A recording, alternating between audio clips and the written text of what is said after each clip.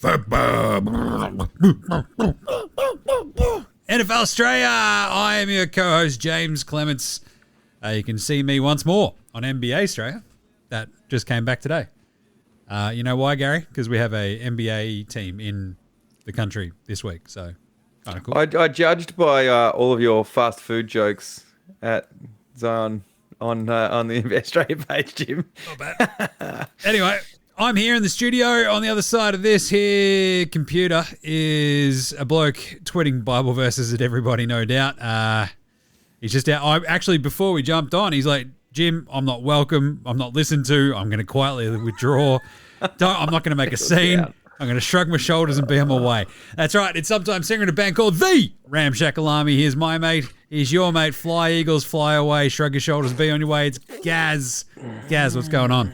There's a bit going on, Jim. As of about 10 minutes ago, I walked in the door from Brisbane.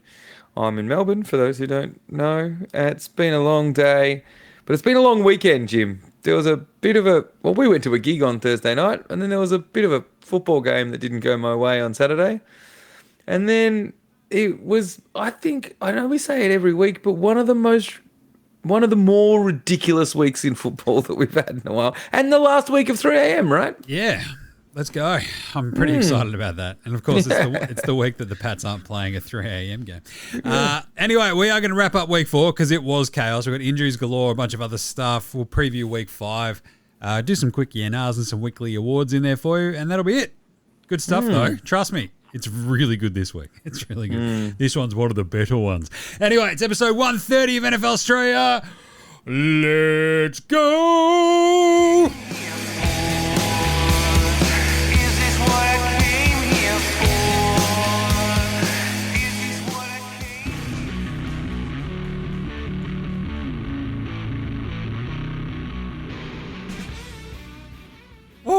Oi, you over there.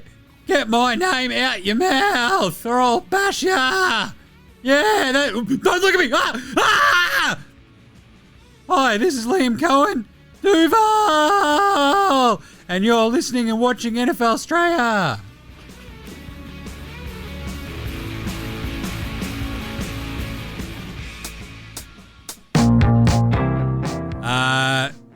Gaz, I don't know about you. I have, usually it's a hard and fast rule about fighting anybody. I tend to not do it. But if there was one dude I probably wouldn't pick a fight with in the NFL coaching ranks, it's probably Robert Saleh, right?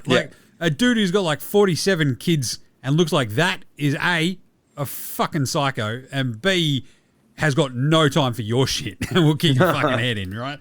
That was crazy. That was one of my favorite little weird stories out of the weekend. Liam Cohen going, get my name out of your mouth, and then being fake held back by 3 players. It's like, what are you going to do, Liam Cohen? Shut up.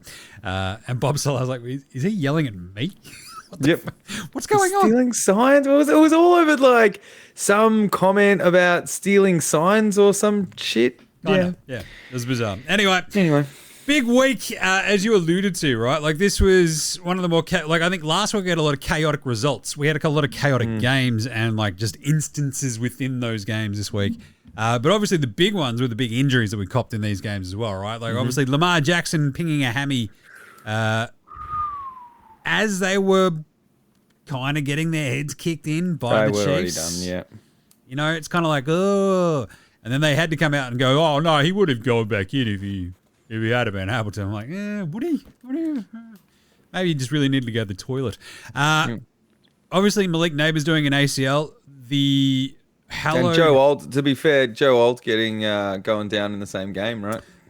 The hallowed turf there in East Rutherford, New Jersey, cops, I believe, another actual, victim, right? There's this huge list of folks who have either pinged an ACL or snapped an Achilles. Was it 11 or something? It was up to 11. So Aaron Rodgers did his Achilles there. Wandale Robinson did an ACL. Sterling Shepard did an ACL. Jabril Peppers did an ACL. Nick Bosa did an ACL.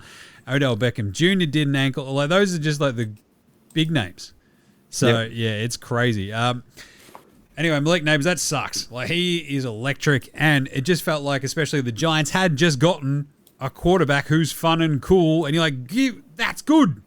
He needs someone like Malik Nabers. Oh, and he's out. Yep. It sucked. So Malik Nabers going out with an ACL. That was all confirmed today as well. And then obviously the gross one today was Tyreek Hill. Whoa. Brutal. Dislocates his knee, and in the process clearly shreds some tendons. Yep. And yeah, that's a ACL done. I think it was a PCL in there too as well that I read. You're just hoping it's not a Nick Chubb, right? Who's never come back and been the same. Yeah. I mean, this kind of scuttles my idea of him being traded to the Chiefs this week. And anyway, that sucked. But also, I mean, don't want to harp on the injuries too much, but like I think most of Baltimore was injured. Fuck. Like their entire defense basically went down. It They're felt missing like something like six starters. I believe it's now they're down 7 to now. starters they are down, which is just a lot. It's a lot. Yep. So because I think they've lost Matabuike, he's out for the season already with a neck injury now, which is big for them as well in the interior. Roquan left that game on the weekend. So did Marlon Humphrey, Nate Wiggins, and Ronnie Stanley. It's just chaos. So we're going to talk about Baltimore. And Roquan was on a tear at the moment at that point too. He was fucking, Anyway, man possessed. Rest of the crazy week. There's not actually like otherwise, not a giant amount of news. This is more just like crazy shit happened, Gaz. Right? We got our first tie of the year. Dallas Green Bay was just an insane Sunday night football game. That was I know we'll touch on it later, but that whole fucking game was just ridiculous. The Micah Bowl, Jerry taking a victory lap after a draw was pretty amazing because that was basically a win for Dallas, despite it not being a win. And that's kind of cool. I thought it was great. I had the squid because it's school holidays at the moment. I had him just barracking along with me. He's like, Dad, who are we going for? I'm like, Green Bay. He's like, why? Because your dad had bet on a bunch of them. But I'm Jared Jones, I'm Jared Jones. Fantasy and to shove it up an old cadaverous man. He's like, what? And I'm like, don't worry about it, pal. Anyway, 0-3 Giants upset the Chargers. I'm going to talk about this later. I'm angry myself. Rams held off the Colts because Adonai Mitchell screwed up twice in just hilariously brutal fashion. Chicago-Vegas went right down to the wire and again finished with a blocked field goal, which was like that almost got missed in like everything else going on, even though this was a late afternoon game. But it was still insane while it was happening. It's like, holy crap. They've actually, like Chicago have won. They've blocked the unbelievable. Amazingly, the Eagles didn't complete a pass in their second half of the game against the Buccaneers and somehow still won.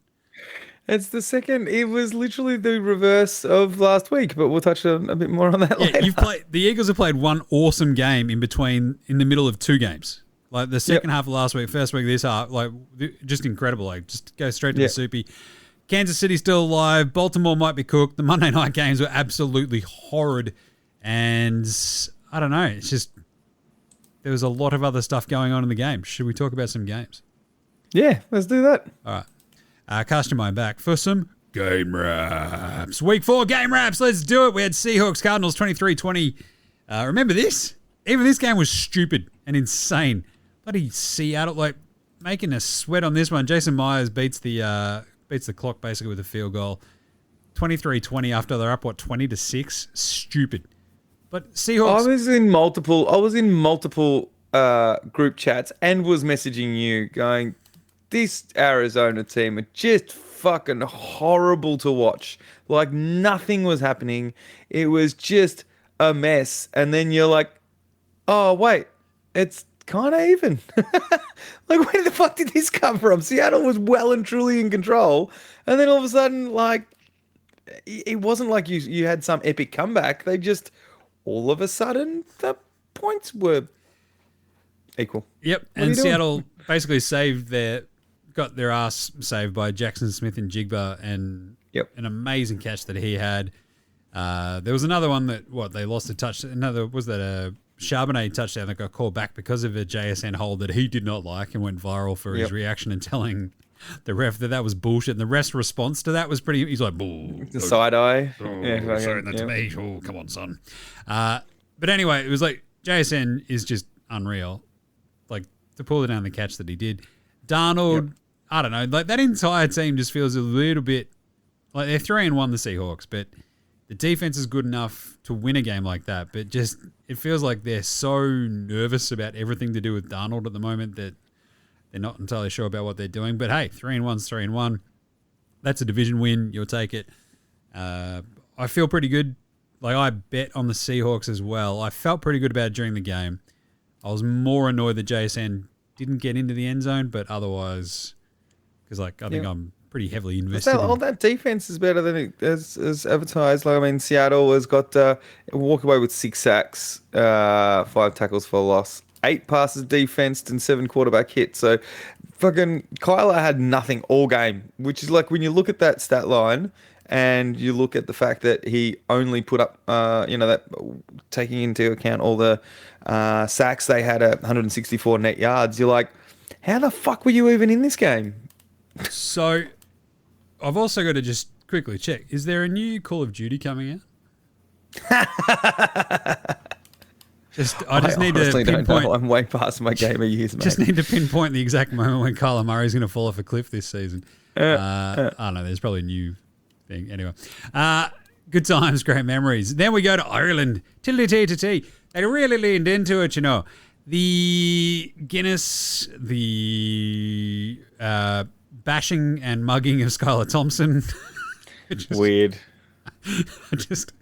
I love that an NFL player got just mugged on the streets of Dublin, which is as you do. Amazing. It's like, yeah, but it was Skylar Thompson. Bloody Vikings, Gaz. And everyone's second favourite ginger after me. 24-21, the Steelers win this one just because Carson Wentz sort of sucks a lot and there's no offensive line left in Minnesota at the moment. The defense kind of kept them in it, but Kenny Gainwell sort of did enough. And they didn't ask too much of Rodgers in this one, the Steelers, and it was just very... But my biggest thing was that, because like obviously this was at 12:30 our time, so I watched a bunch of this... sort of after the late afternoon games, right? So in that sort of break, I've sort of punched through a bunch of that. Watched a bit of it later yesterday afternoon as well. And I was stunned by how good the crowd was and how good that ground looked. It looked unreal there in Dublin. So here for that. Right. They're all singing gnarly songs. It was great. Just, I don't know. It's one of the things about American football and American audiences as well is they're just not drunk enough. Like, right? I think every European soccer crowd is either fucking murderous if you're in continental Europe or they're drunken belligerents if you're in, bonny old England. And in Australia, we're kind of like a bit of a mix of a bit of argy-bargy in the crowd. We're a lot about the oohs and the ahs and that sort of stuff. Not big on singing. But Americans are just kind of a bit shit at like that. Everything every moment of silence has to be filled with something in the American brain, right? Like it can't be allowed to sit and stew for a second, or else it'll fucking start shooting at somebody, right? Like that's how Americans roll. And so I think like when you have those stark reliefs of like a fucking Irish crowd, that was awesome. And I'm really fascinated now about what we're going to get in Australia next year too. But anyway. Big thoughts on this. Vikings defense still good. Offensive line fucked. Whatever. They've looks like Tomlin's just found the role of just not asking too much from Rodgers, which is what I think they kind of expected of him last year. The Jets did. Just for him to be Rodgers from pre-Achilles and peak. There's 200 yards, and of that 200 yards, one was a slant to DK that he took for 80 yards. The longest, right? So take that one. The longest touchdown of the season as well as a pass, I think. The 80 yards, so he just housed it. It was awesome. Yeah, and Kenny G had his best game since fucking the Super Bowl 3 years ago, right? His 99 on the ground, 2 tutties, and another 35 in the air. So, mate, he might end up taking that role, which is why Pittsburgh got him, so he might end up with winning that. But the typical Carson Wentz game, put up 350 yards, but then still have the Carson Wentz mistakes of a couple of ill-timed interceptions and just a bit of fuckery. And as you said, with no offensive line, they've got nothing left. The entire last drive, he tried to give the ball away 3 different times. Eventually, 100%. I was chipped. I got up at about 2:30. And was strapping in early for the 3 a.m. slate and just saw the last half an hour of it, and I'm like, fucking, is he trying to not be in this game? Is he trying to hand his job back? Like, what's going on? It's literally like Skylar Thompson had been like mugged, and like maybe Carson Wentz had as well, but like it was some sort of Irish mafia situation where they're like, you need to lose this game, Carson, or there'll be hell to pay. And they've just like really leaned into it. And I don't know, they had someone hostage, and it's like I don't know, maybe some of his favorite guns or ducks or whatever he uses. I don't know. Sure. Either way, the Vikings, I hated myself for picking them. And I think my biggest lesson each year when they play overseas games is don't bet on the fucking overseas games, Jim. Don't.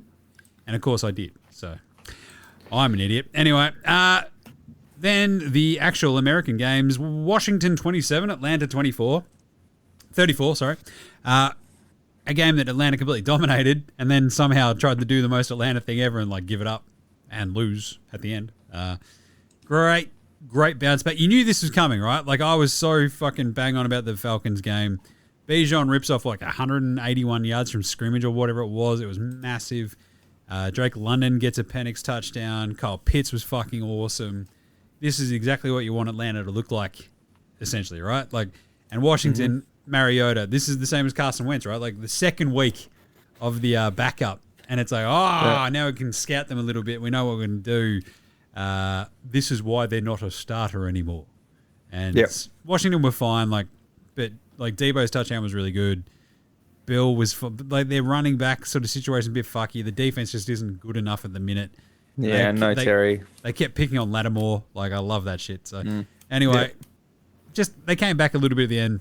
The commies, that just wasn't enough. So yeah, that Bijan guy might be a bit of okay. Jim can play football. Penix with 181 yards. Not too bloody bad. Yeah, and I think the key thing was Penix wasn't shit this week, so good job by him. Yeah. Just keep it too efficient and you'll be right. Buffalo 31, New Orleans 19. It was much closer than that, though. Just saying. Until we got the... was the pick... The pick was on the Philly special, I think. I want to say. Yeah. So it just negated a drive by the Saints. I think Buffalo might have only been up by 2 by that point, and then Josh Allen just fucking... kick their ass from there on out, and they sort of never got close again. But I don't know, Buffalo's defense worries me a little bit. Guys, like games like this where you're like Spencer Rattler's he has these moments where he looks wildly competent and then does like 1 or 2 stupid Spencer Rattler things per game that just fucks the Saints. And yeah, I'm watching that. It was the same 3 a.m. slate, so I'm focusing on the Eagles game. But watching this, and watching the score ticker and couldn't help but think, oh, you couldn't give me enough points for this fucking spread at 15.5. And I'm like, oh shit, where's this Saints team come from? But no, they should have bet at the right time, but just not enough to secure the pick for Jim and Gaz. And then, was it Miller? Their running back as well, just like running all over the top of the Bills. Like, because the Bills defense doesn't have, Matt Milano and Ed Oliver, right? So there's kind of like a couple of gaps there, and you're like, yeah, you get that on the big jobs. Josh Allen just went, fuck it, we're not losing this one. And James Cook is a weapon, so good on him. Yeah. Cleveland, Detroit, 24-10. I went back and forth on this one. I think I picked Cleveland on our show last week, right? And came very close to going, I better message Gary and see if I'm going to change it from Cleveland. And I'm like, backdoor cover. We'll stick with it. 8.5, fuck yeah. And then Detroit. It was 34-10 in the end, sorry. And they just ran over the top of them. Flacco'd it up. A couple of interceptions, fumble. There was a moment there, though, where I think they had a missed field goals, 20-10. And I'm like, here we go. Here's my backdoor cover. Cleveland are going to keep this just annoyingly enough close. They missed that field goal. And I think Detroit had a punt return touchdown and then got another fumble from Cleveland, and then suddenly it's Dylan Gabriel as quarterback, and they've just run over the top of them. Gibbs is really good against the best run defense in the NFL. It was a really, and then like 2 late touchdowns to Amon-Ra. Like really professional win by the Lions. The biggest takeaway though, Gaz, where was this played? Detroit. Indoors. Yep. Look, it doesn't seem. It really doesn't seem like they took too long to adjust to the change of coordinators, right? That first week was a little bit. Yeah. It was the first week was a little bit hairy, and you were like, "Oh fuck, here we go. What's going to happen here?" And then, oh no, it's fine. We've still got Aiden Hutchinson back. Did it? Yeah, we remember that, right? Oh yeah. We've still got St. Brown, and yeah, we'll be fine. We'll be fine. Basically, so, and they have been. So, Cleveland away from home, I want no bar of. That was my bad. Detroit at home, You're laughing. That should be the confluence of events we've got to remember. That defense got no sacks. It's great. Not a single sack. Isn't it Detroit have given up 0 sacks over the last 3 games, which is fucking crazy, right? So wild. Yep. Good on them. We then had Carolina, New England. Carolina scored on the first drive, guys. We then had a 3 and out, and then we scored 42 unanswered points. Wow. But you know what? I was shit. So likewise, I was up at 3. Well, you're up a bit before me, but I'm just sort of sitting there going, oh no, are you fucking, no, don't do this to me. Don't. And then my Lord and Savior, Marcus Jones, absolutely fucking takes a return to the house, and the game completely changes after that.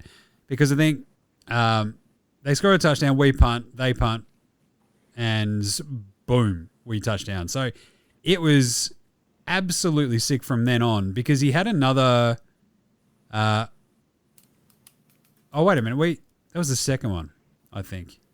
Yeah, and so basically he scores one and just completely changes like the vibe of the game, right? So, 87-yard punt return, another massive 61 punt return as well that just set up the Gibson touchdown, where it's like it was all looking a little bit squirrely, and then they just took control and they never worried again. Drake May looked really good.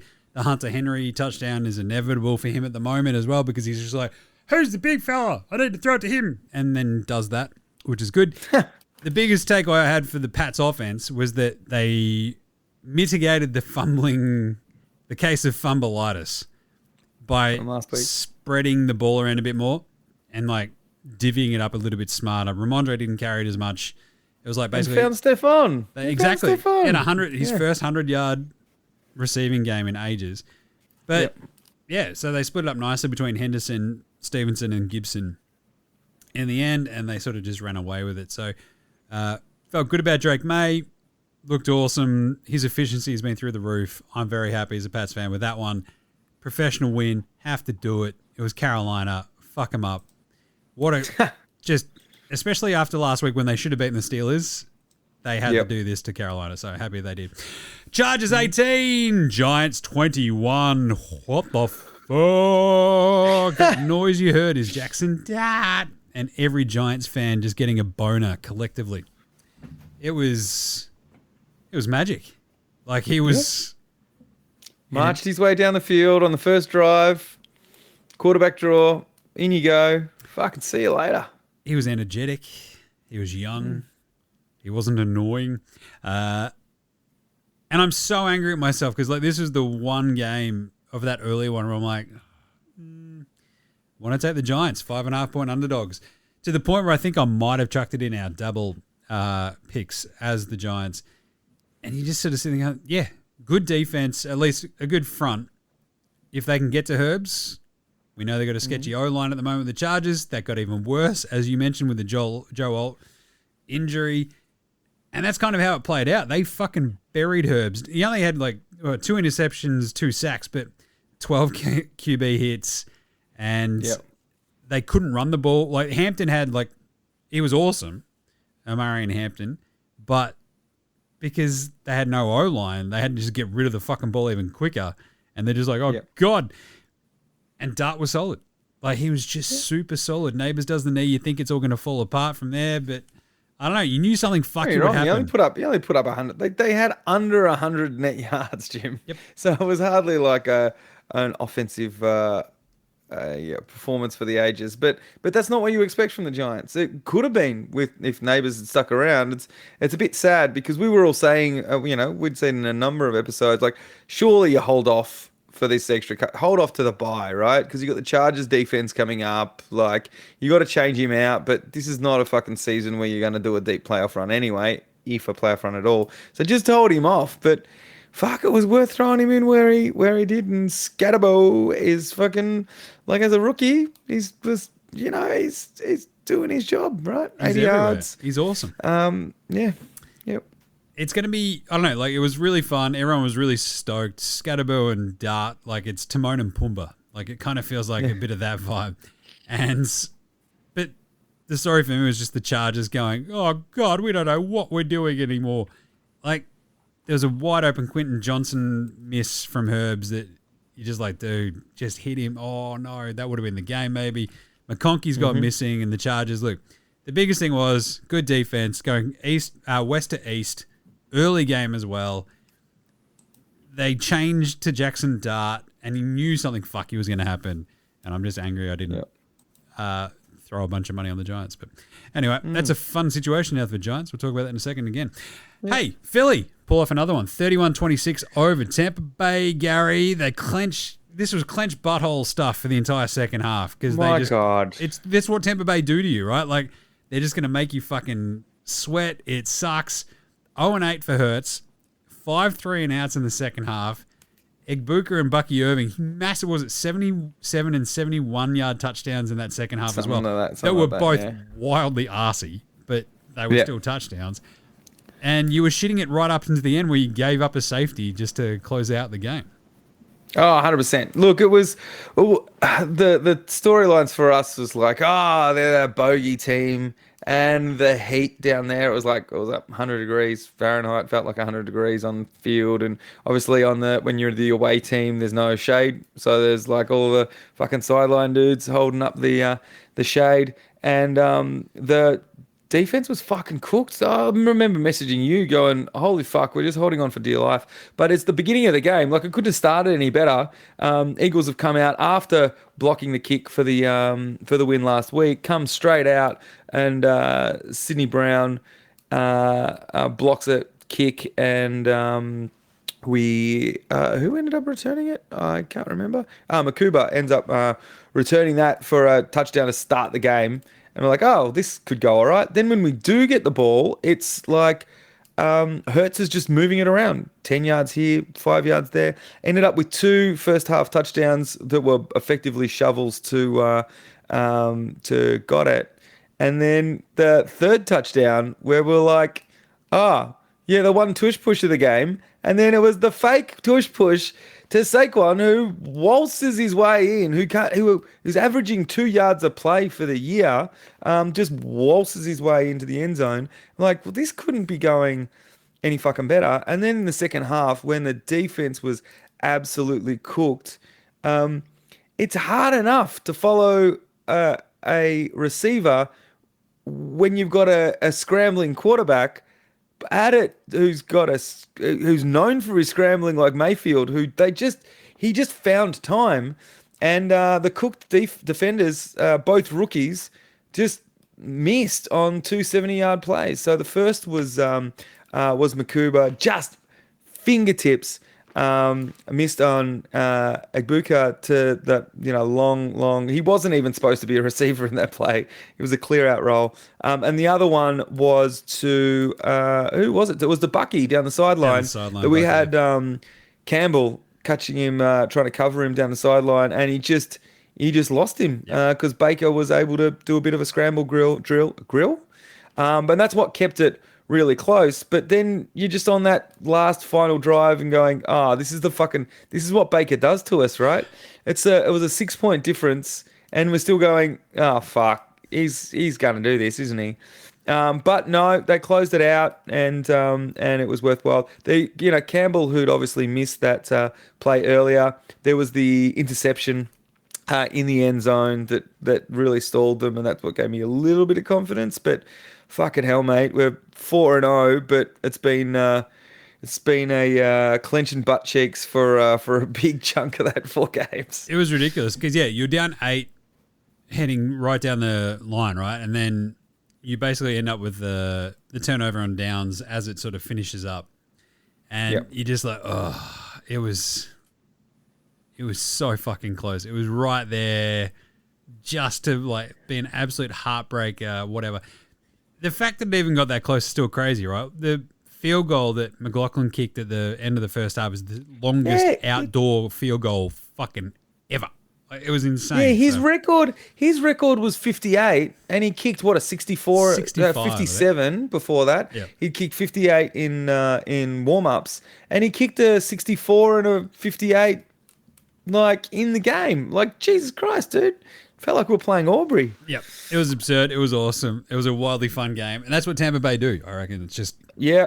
It's great. They were the all 3 games. Well, all 3 games had been won in the last minute, right? Yep, game-winning drives on each of them. So, Look, I'm really happy to get out of that. The second half, like, I've not seen our defense that cooked. Like, Jalen Carter went off. It was his shoulder, but also he was cooked. Lane Johnson was on the sidelines. We were just rotating dudes. I think they'll be happy to go back to Philly in the mediocre weather. Nice. All right, Houston 26, Tennessee 0. First shutout for the Titans in 7 years, I think. It was bad. It was real bad. This game sucked as well, though, because like Houston, it was like 6-0 at the half. You're like, dude, come on. And then they finally piled it on in the fourth quarter. I don't know, Woody Marks looks awesome. Their rookie backup running back. He's essentially just taking the job now from Nick Chubb, who's cooked. Yeah. Cam Ward was like out there going, we suck. This is bullshit. What are we doing? It's like, oh, okay. So your coach is fired. Houston, I don't know. They still, it was so janky. Like, it's so hard to take a giant amount of optimism away from this, but you had to do it. I didn't take anything from this game at all. So they won. Good on them. Yeah. Right. Yeah. Gross. The O-line still worries me. Just their lack of cohesion and fluency, I think, is what I'm looking for on offense. Is just not there. Anyway, hey, this game was sick. Rams 27, Indy 20. We didn't even mention this in the intro, actually, because it came down to the wire, really. Like, an insane game. Danny Dimes, talk about 3 a.m. wake-ups.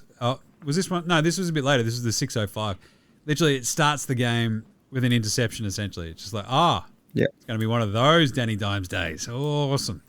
And I don't know, you had the Rams just running rampant on the Colts secondary. Puka, Nakua was out of control. Devontae Adams had the first touch. It looked awesome. And Indy were right there all along, though. They're sort of just manufacturing shit. Tyler Warren was really good. And then it sort of all ending up on was it an interception from Danny Dimes right at the end again, like a desperation one or whatever. But it all came about because Adonai Mitchell just decided to fumble a touchdown as he was running across the goal line, just lost the ball. And then on a Jonathan Taylor 55-yard run touchdown, Adonai Mitchell got called for a ticky-tack ass holding penalty. And you're like, dude, you just cost your team 14 points in a game that you lose by 7. Oh, fuck, guess what? You're going to pop up again in this episode, right? It was brutal. And the Rams, look, I don't know, they're super solid. They held on. Professional win. Didn't fill me with a giant amount of confidence, though, that Indy were right there and that the Rams couldn't quite keep fucking just nailing them to the cross, right? Stafford had 375 yards and 3 touchdowns. Looked awesome. But their defense just couldn't, it looked really good early. And then just some other shit just sort of kept popping off. And as I said, that Taylor had the 76 yards, but he had a 55-yard touchdown call back. And if you were like me and had him with a touchdown as part of a number of bets, you'd be very upset. So that was a bit of bullshit. But wow, I don't know, weird game. Fun game, which is. I was definitely following this one because one of my work colleagues was there with his kids. They walked out onto SoFi and were holding the fucking the flag and doing all the American stuff. And So I'm following that game with more intensity than I normally would, and I'm like, he just dropped that fucking ball. Like, how does that how do you fumble that out the back of the end zone? Even when, like, it reminds me of Deshaun Jackson, like all those years ago, taking that screamer and then streaming down, then it was his rookie season and just dropping the ball, like, before he crossed the line. But he lost the handle and fumbled it out the back of the end zone. You're like, wait, that's a touchback. Like, what the fuck? Yeah. And then that holding call. I mean, either of those drops, and this is a completely different game because 100%. Then they're not, that lead doesn't occur. So either way, both teams now 3-1. Fun times. Nakua's, I think he equaled now the equal record for most number of receptions in the first 4 games. Matching Cooper Kupp in his record-setting season with what quarterback, Jim? Who was it? Matt Stafford. Pretty good at football. Can play a bit. There's a reason why it was the number 1 pick. I don't know. Anyway, Jacksonville 26, San Fran 21. A wildly weird game. San Francisco just looked shit. Brock Purdy came back, looked cooked. 2 interceptions, just gross. Like, really gross. And like without Bosa, they couldn't really stymie the Jags enough. Like Etienne was awesome. Like there was just a couple of moments where he'd just break off another one. They kept saving Trevor Lawrence's ass from himself though. Like the dumb shit that he kept doing. You're like, you're in year 5. Like I feel like you've been playing quarterback for long enough now, Trevor Lawrence, that you should know this shit. Like what the fuck? Generational talent, Jim. Generational talent. Friend of the show. Trevor Lawrence. Absurd shit. Brian Thomas Jr. is like just completely given up on this game as well. Like there was a catch that he had for a first down. Didn't toe tap. It's just like, no, fuck it. Like, just talk about quiet quitting. Like he's in his second year, but he's like, fuck it. I don't want to do this anymore. He's going full Andrew Luck. But I mean, Jacksonville, this was a good win. And it was surprising that they did it. And for me, that sort of tells me that they're a little bit different this year, right? Like this is a game they'd still probably managed to lose somehow in years past. But to pull this out on the road against a banged up San Francisco, but like even then, that's usually a game that Jacksonville loses. So good on them. 100%. And it's just weird seeing these the lineups of San Fran these days, because you're looking down this list of, say, just the receivers alone, and there's no Debo, no Ayuk, Kittle's on IR, and there's just names missing from that. That's just, this is that year. We talk about it every week, but this is that year. It's the fucking injury year, and you go, fucking hell. All right, cool. Yeah, it's literally like Juwan Jennings and Pearsall, and you're like, all right, who else is going to do anything? Sure. McCaffrey was their leading receiver. Like, all right, sure. Yep. Brutal stuff. Then we had a really, really good one. Baltimore 20, Kansas City 37. Chiefs are back. Baltimore's defense might be the biggest story, but I don't know. It's like, it's one of two things, isn't it? It can be both, obviously, because they sort of interlock. The Chiefs get Xavier Worthy back, and they were good again. Yep. Ultimately, Baltimore's defense is fucked, and they've got no dudes that are healthy. So, correct. Kind of makes sense. But I don't know. The Chiefs thing, they looked very good. But times where they also looked a bit still shit.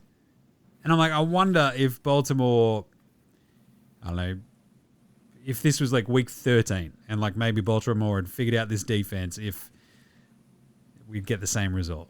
Because I feel like Kansas City's still just a bit they definitely tried to get Xavier Worthy, deliberately getting back into it first week, going, he's our shiny new sports car. Got it back out of the shop. Let's fucking go. Your mate, Tyquan Thornton, still pops up. You're going to lose all of his targets now. Your mate, what did I call him last week? New England legend. New England wavy Tyquan Thornton. Jesus. But yeah, so this is his first Patrick Mahomes, first 4 touchdown game in for fucking ever. Yep. And all of a sudden you're like, maybe they will just be fine. That's it. Because what the Raiders are doing, sweet fuck all. So maybe they are going to pop up. The Denver's not, that defense isn't the the world beater, and that offense has not been all too amazing. So maybe the fucking Chiefs eke this division out again. Maybe it's too early. Maybe. But Baltimore, all of a sudden, you're looking at Baltimore with the Steelers doing just enough to keep winning. And now all of a sudden, the rest of that division fucking stinks. We're like talking at the beginning of the season, can we be sending 3 teams through from the north, blah, blah, blah. And now you're like, fuck, the Steelers might be the only ones over 500. It is wild, but I think, I don't know, the Chiefs thing still feels a bit just fucky enough. The problem is, I don't know, I can't remember who they're playing next week, but it's just, oh shit, they're at the Jags next week for Monday Night Football, I think. So it's a weird one. It's a very weird one. Either way, Kansas City, everything's fine and right in the world again. It was crazy that both these teams were 1-2 going into this. One of them was going to be 1-3. Now it's Baltimore. I think they've lost 7 of 8 against Kansas City as well, right? Which is pretty fucking wild, considering that Lamar's been that good that entire time. And yeah, when he went out, like he threw his first interception of the season, I think, early in the game as well, and then wasn't looking too bad. Like they scored on their first drive. You're like, this is going to be on. And then they just got fucking steamrolled. So, I don't know. Kansas City's defense looked pretty good. Derrick Henry didn't do much. There you go. Raiders. Chicago. What a game this was. 25-24. The Bears win it. Block field goal at the end to hold on. The sort of game that Chicago need to start winning, and they did. A lot of Bears fans there in Vegas for this too. Genty was incredible for the Raiders. Big breakout. 3 touchdowns, 2 receiving actually. But I don't know. It's been a weirdly slow start for Genty, but it sort of feels like every time he actually gets a bit of space, he does something with it. And that's what you actually saw against the Bears defense. And like talking on the Supercoach show this week, banging on about, look, I'm still going to roll with Genty. Like, against the Chicago defense, it's a good matchup, and boom, he went fucking massive. So that was pretty handy. The headline's talking about his stance. The fact that his college stance, he always had that weird, like really relaxed, looking like he's just, take it as it comes and then takes off. And they tried to get him to be run like a professional running back for the first couple of weeks, and that did fuck all. They let him do what he wanted to this week, and he went off his fucking head. Exactly. Yep. Adunze was handy, but you can see the bones of why the Bears work sometimes well, right? Like between the size that they've got, more Adunze, stuff like that, it looked solid and smart. And I think they did try to do the stumble bum play as well, right? It just didn't work. So, I don't know. But realistically, mate, it's Geno's second 3 interception game in 4 games. It's incredible. Like, Jesus. Yeah. Anyway. When you got Genty popping off, Brock Bowers is your only, saving light. Speaking of New England, Jacoby Myers, New England legend Jacoby Myers. Just breaking my heart here. Anyway, awesome game though. Like the way that they sort of managed to hold on, drive back down, score the touchdown to go ahead. It was just really maybe this Bear stuff is going to be okay. Yep. Just don't be shit. Right? That's all you kind of want from the Bears this year. Like, every Bears fan is like, yes, I don't want to be shit.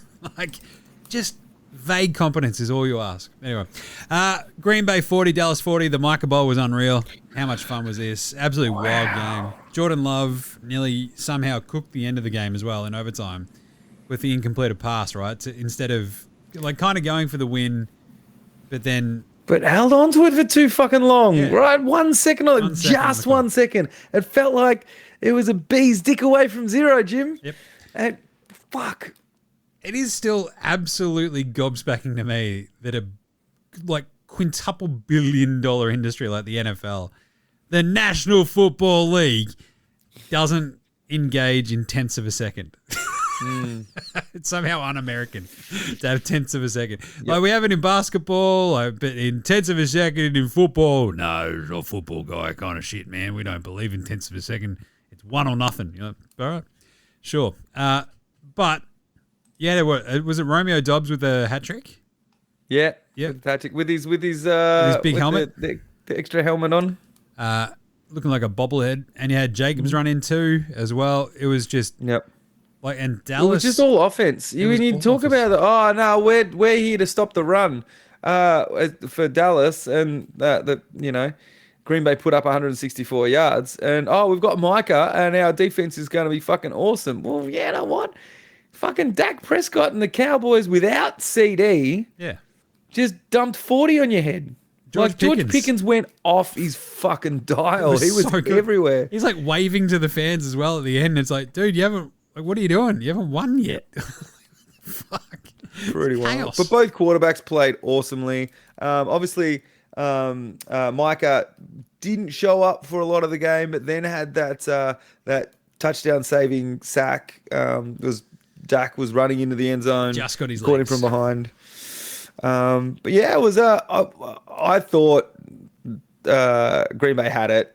I thought, fucking, here we go. Before the overtime, before it went to overtime, and I'm like, of course, the Cowboys. There you go. Shit the bed. I love it. Love them getting heartbroken. And then all of a sudden, we're going to overtime. And then, the fucking draw was wild. So all of a sudden, Green Bay's now, that's another half a game back. Cowboys are already, 2 games behind. 2.5 games behind because they've already lost. And it's that having a draw. As A was disappointing as fuck as a football fan. All the headlines are like, we watched this game for fucking 4 hours. The second highest scoring draw. There was a 43-43 in like the 60s or something. And it was just a wild and wildly entertaining game. It really was. It was fun as hell. Pickens great. Talbot was fantastic. Turd Ferguson was unreal. Like, just, I don't know. Dak Prescott's really good at the moment. Like, the problem is until he gets like gets banged up once, and like we'll just see if that continues. But it was a great game. 337 for Love, 319 for Dak. Both of them threw 3 touchdowns. It was sick. That was a good old-fashioned do you worry about the Packers now? Because now that they're sitting at 2-1-1, the Lions are all of a sudden fucking good again, and that draw definitely didn't fucking help about someone who's probably not going to make the playoffs. I think they'll be fine. The loss to Cleveland is like the sort of just turd in the punch bowl. Yeah. But I think you can afford to have one of those a year, right? Like, as long as they didn't lose this game, like, which is okay. And like in the end, with that one fucking dangling draw tie on the end of it all, like that'll probably help them, like get it either over the Lions, who probably have like a shit game against somebody else as well, and blah blah blah. So I reckon it'll be fine. Then the 2 Monday games: Jets shithouse 21, Miami also shithouse, but they were less shithouse 27. DJ Mikey McD has a win, so good on him. Still has a job, mostly because Braylon Allen fumbled on the 1 yard line early on, which was really dumb. Fields was awesome. His touchdown was fucking sick, but apart from that, everything else in this game was horrible. Like, AJ was good. Hill does his knee, but the Jets it's such a punish to watch them. And I don't know, like, just what do you do? Like, what do you do? Anyway, good job, Miami, sure. Yep. And then, speaking of shithouse, we'll just keep punching through. Fuck it. Cincy 3, Denver 28, right? I think that was the final score. I just fucking stopped paying attention. The squid was yelling at me. Browning's bad. Like, no interceptions or anything, but just there's nothing going. Chase Brown. I'm like, do I drop him in fantasy? Like, what the fuck? Like, this is anemic. And to the point where you had Troy Aikman just going, his team is fucking shit. Like, on the broadcast, he's like, they're not doing themselves, I don't know, Joe, they're not doing themselves any favors. It's like, no, the O-line was horrible. There was like all these fucky penalties. They were just shit. And Denver ran over top of them. You got to do something, right? You got to do, like, if you're Cincinnati, you have to either trade for a quarterback or trade Hendrickson before the cutoff, right? Like, you've just paid him $14 million as a rental. He's going in free agency. Fucking get rid of him and get something for him to a team who's making a push need something on their defensive line. Like you've a team who's lost a fucking Bosa, or like it doesn't make any sense. This fucking team. I'm glad I'm not a Bengals fan for multiple reasons, but fuck. Like Denver looked fine, and like it was always weird that people were like kind of counting on Cincinnati in this game because I'm like, oh no, I'm doubling down on Denver if nothing else, and it was proven completely fucking correct. Chase did nothing. He's like 31 yards. Higgins 32. Like they were just bad, and like when the O-line sucks, the defense shithouse. Guess what? You're gonna get fucking killed if you go to Denver. Like who are just Their defense hasn't been exactly lights out, but this helps. So anyway, good job. Let's do some nas from week 4. Baltimore, legit in trouble, Gaz. Pittsburgh's already 3-1. They're 1-3. Lamar's hammy, down 7 starters. Oof. What do you reckon? I think they are. I think it's it's a bit of an arms race in the AFC, and that a lot of starters. It's not people who are coming back in time and coming back from your hammy. He's gonna be hobbled. He's not gonna have that Lamar spring in his step. Let's call it. I think they're in a fair bit of fucking trouble. And considering they were one of the they were my pick for the Super Bowl this year. I'm not looking. It's not looking rosy for your mate Gaz. Yeah, I don't know. I'm still tempted to be like, they got a couple of weeks grace. Maybe. And then Oshie again, Jesus. Let's go. Scared the shit out of everybody. And then, I don't know, I think the rest of that division is so up and down and topsy-turvy. Like the Steelers are just like a bit, I don't know about that. And then Cincinnati's obviously just fucking weird. Yep. No Burrow for ages. And then the Browns are the Browns. So I don't know. I'm not too worried just yet. But it could be the moment where like one of these contenders always just sort of falls apart when we least expect it. Yep. It could be Baltimore this year. Is Jackson Dart the answer for the Giants? Yeah, nah. Oh, this is let's give it more than a game, Jim. I don't a game where he had 110 yards. Like, look, there's definitely some positive vibes. There's actually it's given Giants fans a bit of hope. So we're setting up for a heartbreak again, which I like. But he has just lost the one key receiver that they had. So we'll see. I think they're playing. Is it Denver this week? Yeah. No. They were playing someone tough, weren't they? Yeah. It's not exactly a. New Orleans this week is fine, and then I think it's Denver. Then it's the and Eagles, then he's got a couple of games. It's Eagles, Denver, Eagles. Jesus. Yeah. Yeah. So look, it could be tough sledding. I think you definitely need this week, which you should be. I don't know. You should be winnable, and then we'll see when he comes some pretty brutal defenses. One off the cuff, is a shovel pass the worst pass to have for your first touchdown as an NFL quarterback? Yeah, no.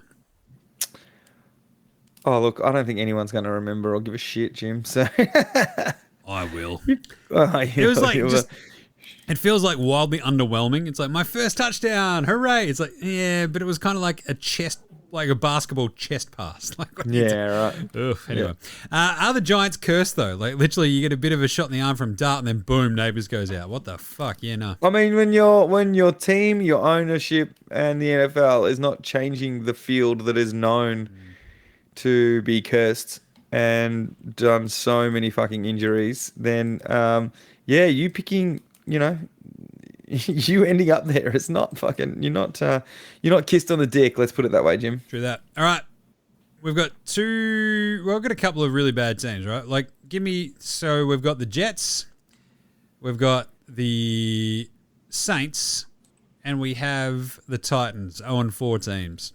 Mm-hmm. Also, Carolina are not much chop. Are Tennessee the worst of the lot? Yeah, nah. Are we going back to back with number 1 picks? Yeah, nah. I can't. Who are they beating at this point? It's hard. Like, even the Saints have shown some fight. The Browns are fucking terrible on offense, but at least they've got that defense to back it up. I feel like they're looking at back to back. Maybe Titans just don't feel like they could beat anyone. Cam Ward everything might come together in the in the second half, but they still haven't surrounded him with some genuine top flight weapons. So at least you've still got Kamara and Olave and those sort of guys on the Saints to help cover. Spencer Rattler. Yeah.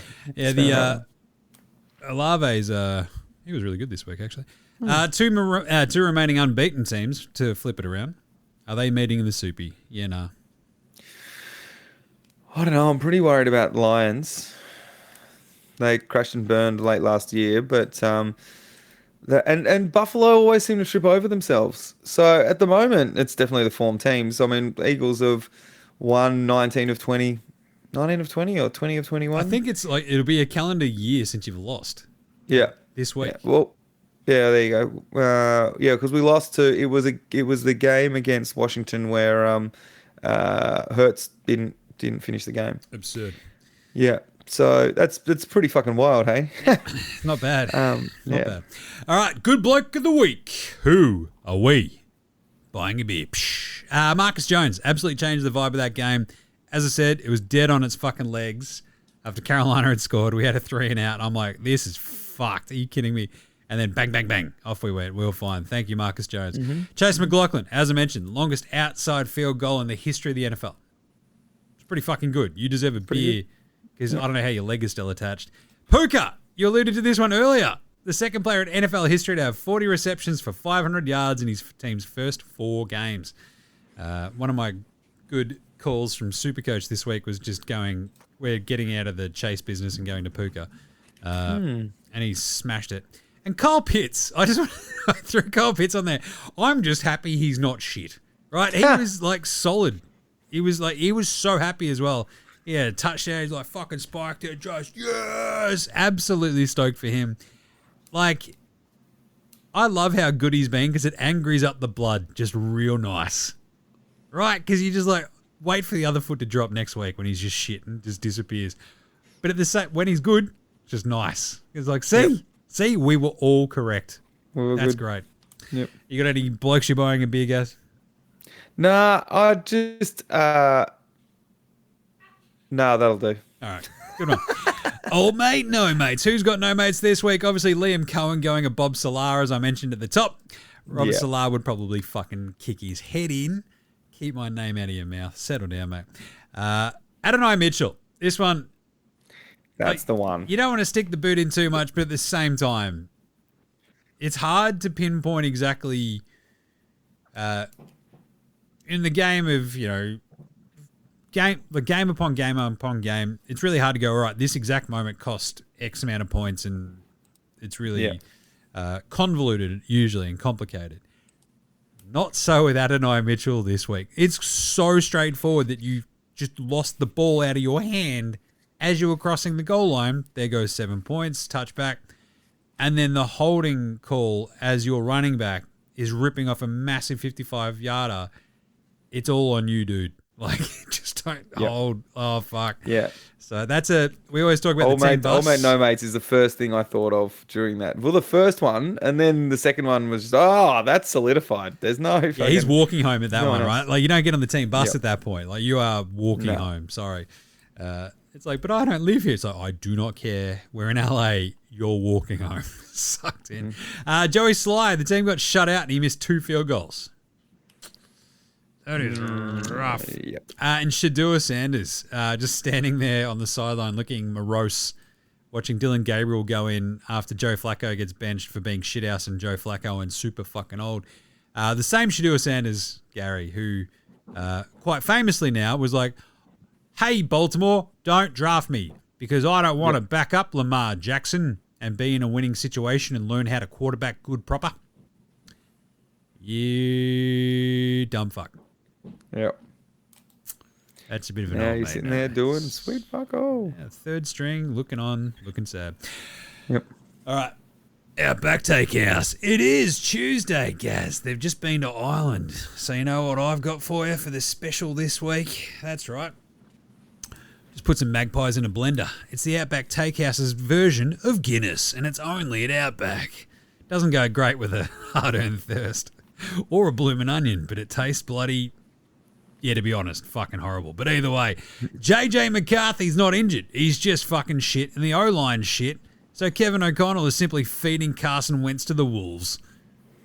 Also, because he hates Carson Wentz and he hates gingers, probably. That's fair. Only That's at fair. Outback. He just had a kid, JJ McCarthy, remember, like a week and a half ago. Yep. He supposedly has a high ankle sprain, and they're taking him to their 2 games in Europe to rehab. Yeah, looking after your mates, right? Like, Do you know how much trouble he is in at home? yeah. It is so much trouble. It's like, you can't do that. Like, what are you doing? 100% this is just like, Kevin O'Connell didn't like what he saw and went, oh, fuck, yeah. No. The O-line's now fucked as well. So, hey, Carson, you're up, buddy. And he's You're like, okay, Mr. O'Connell, sir. Smash, crash, boom. All right, Little Aussie Battler of the Week. Good to see Jeremy Crawshaw get some shine this weekend as well. Enjoyed that. What else? Mailata doing his thing.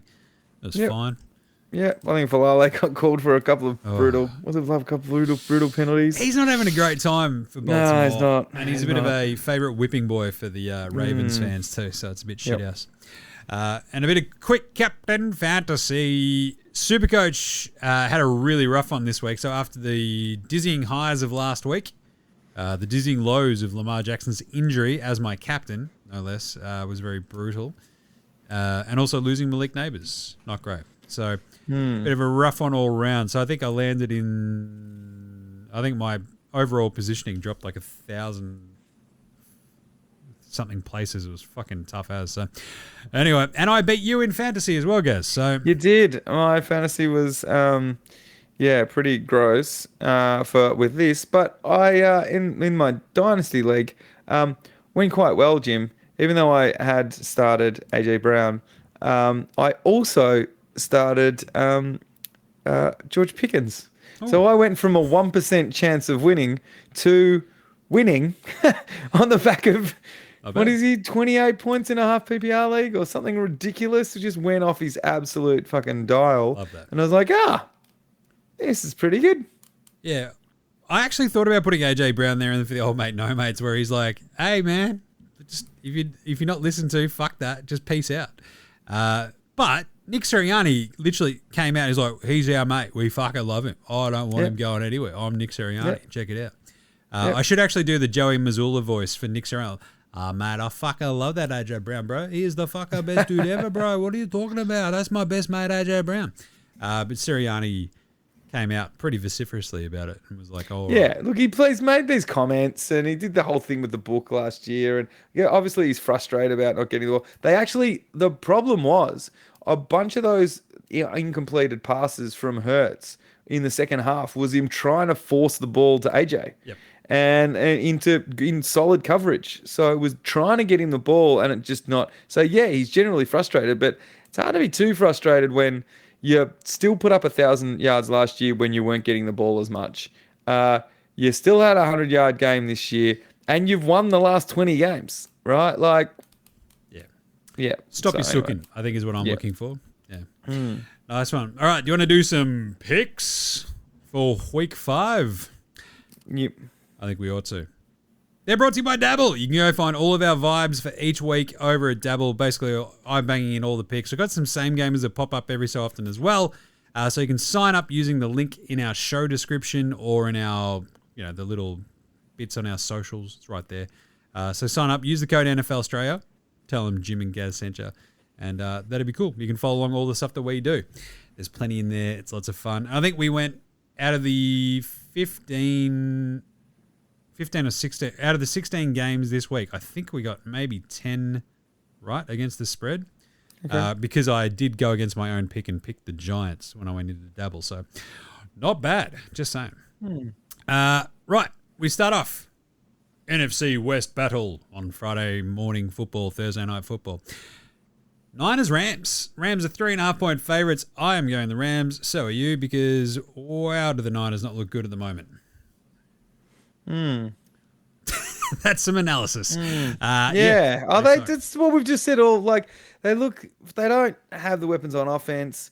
They don't look great. An extra week of Brock Purdy back, knocking the rust off last week. But the Rams are solid. Like I don't like playing them as an Eagles fan, but I think they've got a good team. I'm enjoying watching the Rams this year. Yeah, I think as long as Stafford's back holds up. The defense really worries me for the Niners, and I think the Rams will throw the fuck all over them. So I feel pretty confident in the Rams. Minnesota, Cleveland. This one is at Tottenham Stadium, and I don't know, the Vikings versus the Browns. This is away from Cleveland, so I kind of want to take Minnesota minus 3.5. That also worries the absolute bug fuck out of me. So I'm going to go Cleveland plus 3.5 because I think if Minnesota win it, it's like basically the opposite of this week, 24-21, but Minnesota win just by arsing it. Because I think that Cleveland Browns defense, with the problems the Vikings got on the O-line, holy shit, they could get pretty ugly pretty quickly. Yep. They will be more accustomed, though, because they are staying over there the week. The Browns, I don't know about the travel there, and Flacco doing enough on offense to keep up, but I don't know. I'll just trust the Cleveland defense against the Minnesota offense in this one. I was really struggling. I it was a coin flip for me. I just haven't seen enough on offense from Cleveland. But that said, the strongest unit, they're two very, very strong defenses. And two very, very weak offenses. So, I don't know.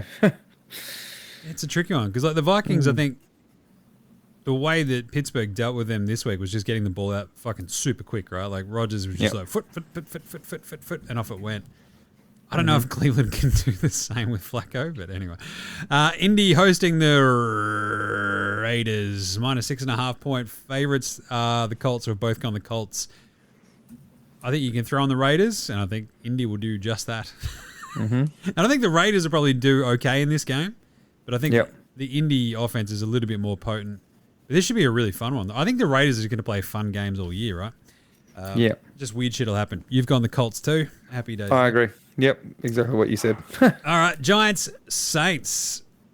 New Orleans at home. I'm going to give New Orleans their first win, I reckon. I'm going to go the Saints. You're going to go the Giants, minus 1.5.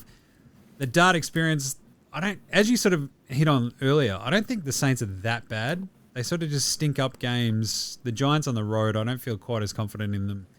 I'll go the Saints, plus 1.5. I'm gonna go with good vibes, Jim. And I'm just gonna think that defense, that defensive line taking on New Orleans, running a little bit of momentum, even without even with losing Nabers, I think they can just do enough. Yep. Just enough.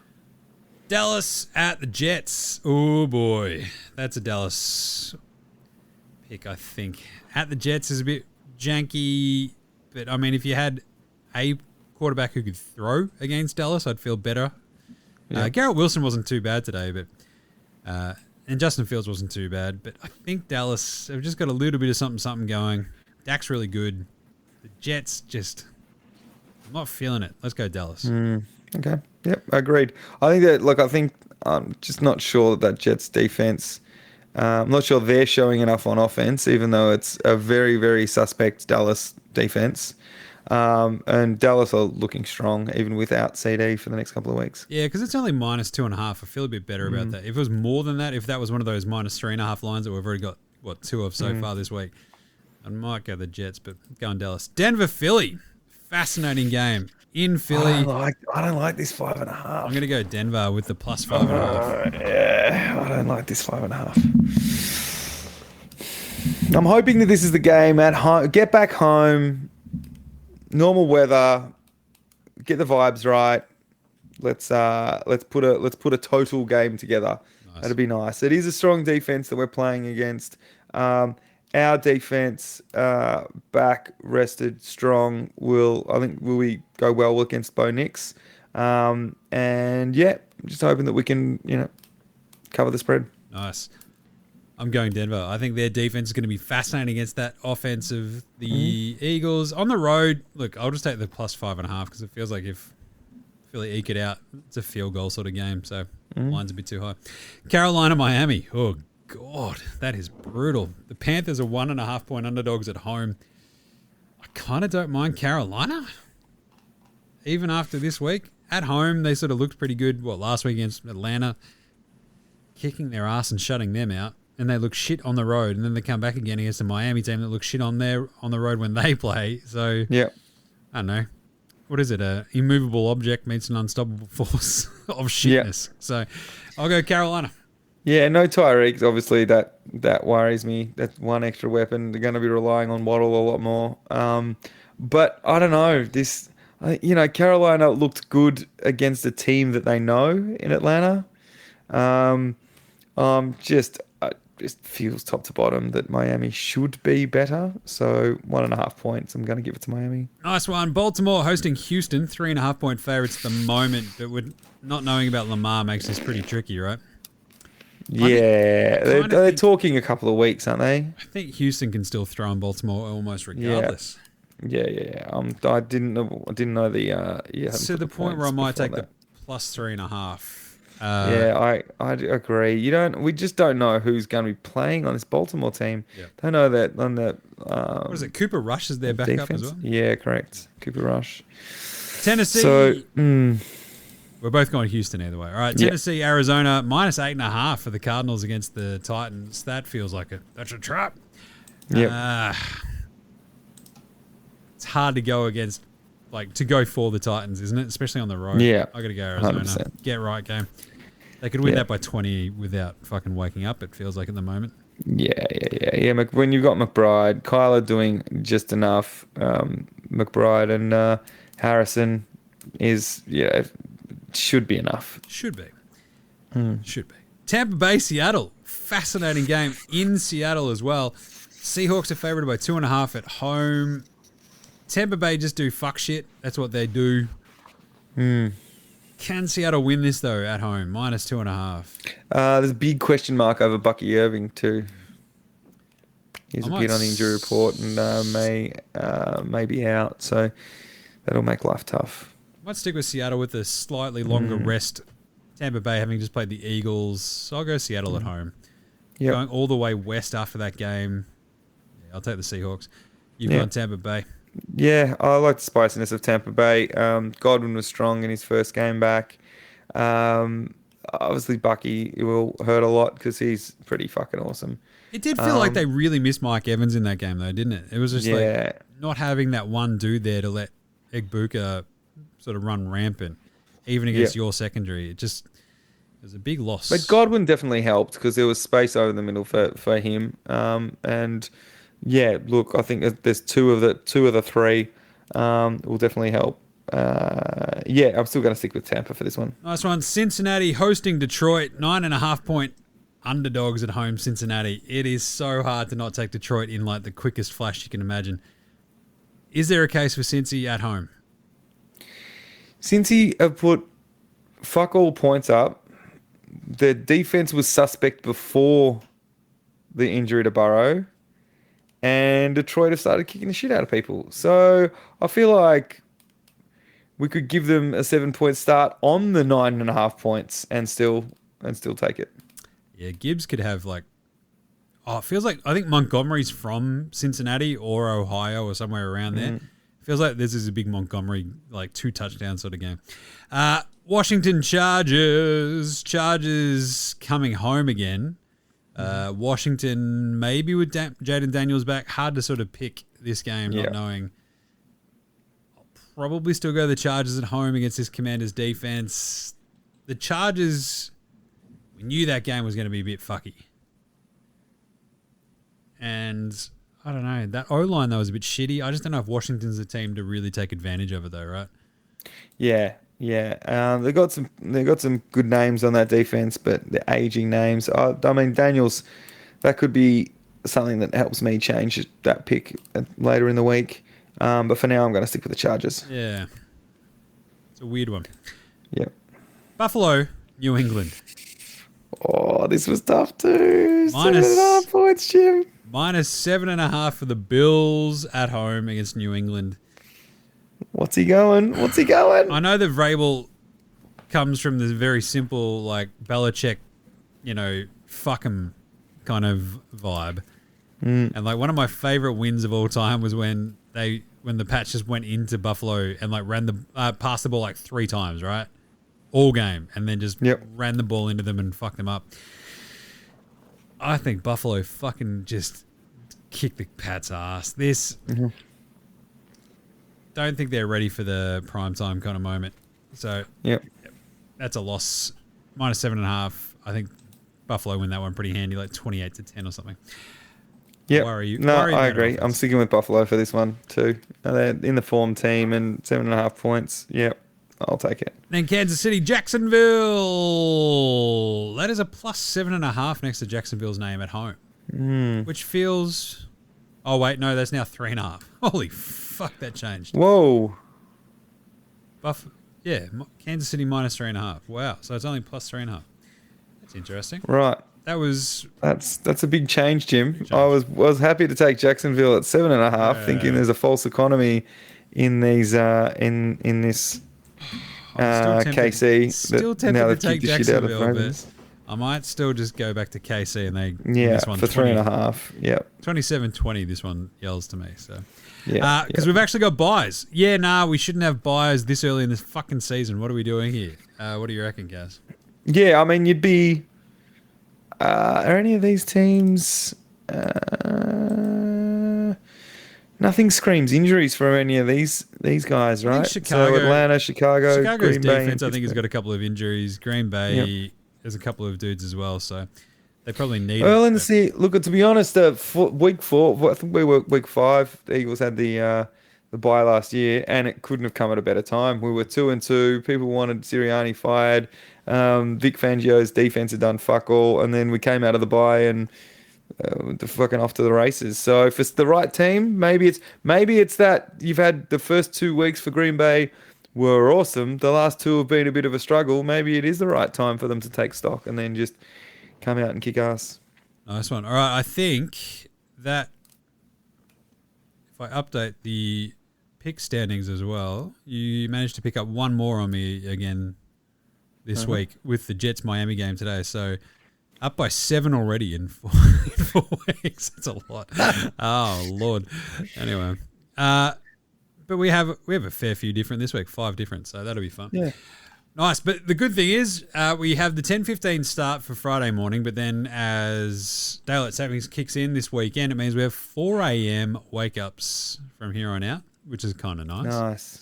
We still have a 3 a.m. was fucking brutal. 3 a.m. is just a little bit too early. 12:30 still, though, for Minnesota, Cleveland in the UK if you're really a sicko. So, but there you go. That's it. Episode 130 of NFL Straya in the bag.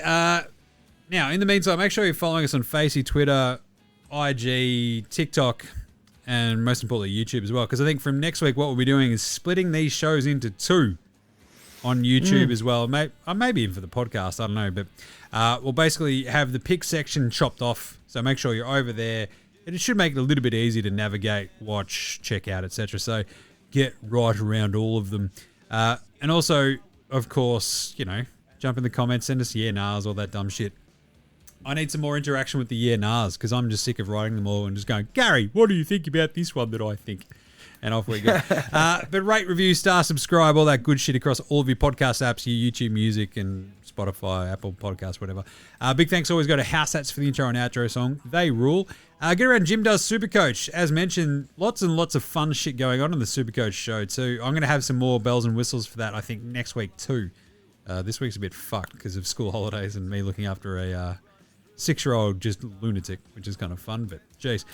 So Jim Does Supercoach is really fun. Actually smashing the NBL Supercoach and NBA Supercoach will start in a couple. Well, it's already open, so it's already started, but not bad times there. And NBA Straya came back today, so I'm already tired, sleepy, and worn out. Good times there. Gaz, what do you want to plug? Just as always, Jim. Cheesesteak tipping. Get in there, get around Gino, get your tips in, steal his free cheesesteaks by tipping. Just steal our tips. Just put them in. Just whatever we put on Dabble, just go grab them. And then whack them in for the cheesesteaks. It's like, could be the cheapest $20, easiest $20 you've ever got. I'll pay that. A delicious cheesesteak. Cheesesteaktipping.com. Yeah. It's really easy to use too. I love it. All right, that's it. Good stuff. We will catch you for, so this used to be the fun quarter mark of the year, but now it's like once we halfway get through I think maybe once we had the Friday game done, we're like maybe a quarter of the way through the season. But after next week, the quarter marker's already here. What have we learned? We'll do all that fun shit next week. So, all right, we'll catch you next week, you dickheads. Laters. He did it again. I did it again. See yous. Later, Hosen. The flesh is dripping from my bones, and I don't know